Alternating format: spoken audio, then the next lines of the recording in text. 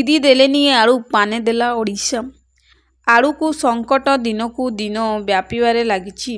पश्चिमबंग ओडिशा को आलू देबाकू मना करिदेबा पोरे एही ओडिशा रे आलूर अभाव बढ़िबारे लागिछि।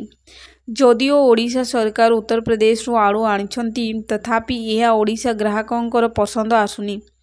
तेणु आकू नहीं राजनीति मध्य सरगम हेबारे लागिछि। एहारी भितरे ओडिशार पश्चिमबंगर अभिमुख्य को नहीं प्रतिक्रिया प्रकाश पाइछि। आलू संकट को नहीं तातिचंती विभिन्न सामाजिक संगठन। मंगुली छकरे अटकाइले पश्चिमबंग जाउथिबा खाद्य सामग्री। पश्चिमबंग आलू न छाड़िबा प्रतिवाद रे जोरदार विपक्ष।